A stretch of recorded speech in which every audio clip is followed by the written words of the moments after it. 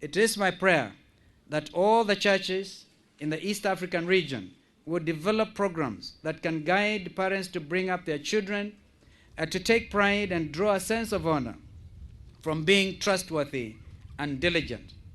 With regard to exemplary and selfless leadership in Africa, let me make reference to a great son of Tanzania, and indeed one of our continent's most accomplished leaders, the late Mwalimu Julius Nyerere, whom I had occasion to meet and work with briefly as we are trying to bring peace to the neighboring country of Burundi. Mwalimu was also the very personification of unwavering commitment to the principles of human dignity and equality. Grandiones, where Nyerere walked, you too can walk. Indeed, all of us can walk. And of course, the late Mwalimu left behind many disciples. Among them, your present president, whom again I have had the pleasure to very closely interact with when we were both ministers for foreign affairs and when we both worked very hard to bring some kind of community spirit in East Africa. As we move closer from the many states in this region to one integrated East Africa community, and I dare say one united African nation, universities will be expected to play a major role. Integration is really the name of the game.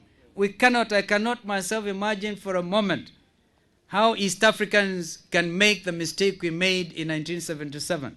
And one time, because my training is that of a lawyer, I was acting as a legal manager for a company called Comcraft. And I used to get clearance from State House Dar es Salaam in order to cross the border at Namanga, drive to Arusha, go to Moshi, do some work for Kibo March, and then take a flight to Dar es Salaam, negotiate with Tanzania Investment Bank, Tanganyika Development Financing, TDFL, I forget the correct, it's a long time now, and also go to BOT, Bank of Tanzania. I used to work more for Tanzania than for Kenya. Imagine I used to get clearance to cross the border.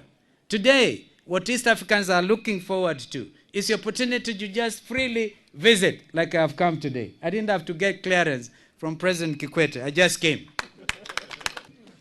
And this is the way to go. I had the minister say, you're also short of teachers at your secondary school level.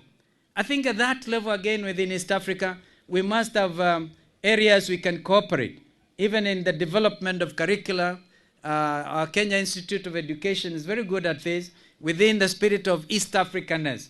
I'm sure, Minister for Education, you might want to get in touch with your colleagues in Nairobi. I can even do that on your behalf, so that we can share knowledge. And because this is important, even if I hear you have a program to roll out 80,000 trained graduate teachers, if you are, for any reason, need graduate teachers to come and teach, and in the course also wajifunze Kiswahili, sanifu, I'm sure they would want to come. This is one way to improve our integration process. Therefore, it is in universities where you find students and staff and faculty of all nationalities. Universities are therefore already leading in the integration of our region and our continent. They are trailblazing the very essence of our future in the region and in Africa. They are the places where citizens of many East African and African nations, and indeed other nations, are already studying together, working together, and indeed living together. And they are doing all this harmoniously, cooperatively, and with a singular purpose to achieve the best possible results of excellence. With a little dose of servant leadership, our universities are therefore already pointing at the future we hope for. I pray that the grand ones in today's occasion will be the first crop of not only excellent leaders, but also citizens of true servant leadership in our region and in Africa.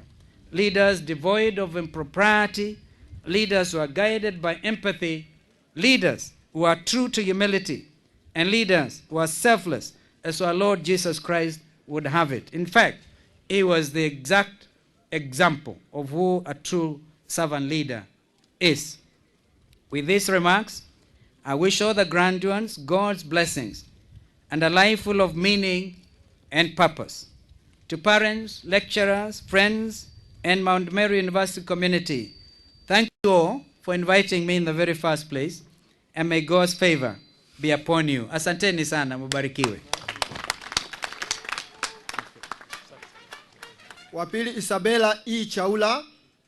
Wa tatu Mahadia Ramadhani Mwalukuzo.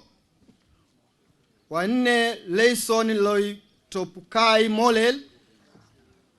Wa tano Amina A. Shabani. Na wa sita Devota Magesa. Veronica Wilbert Mshangama. Lilian Charles Oningo. Januaria Bernard Mwasumbwe.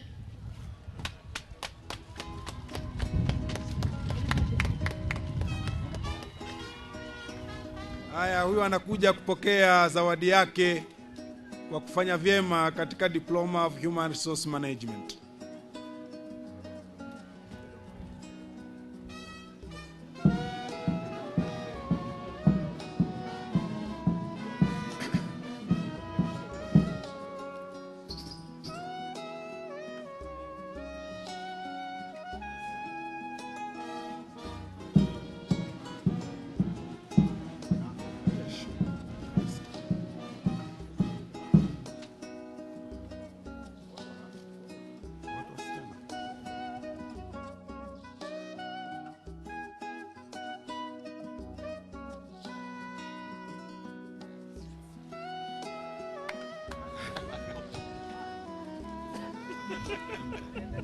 Mungu akubariki sana.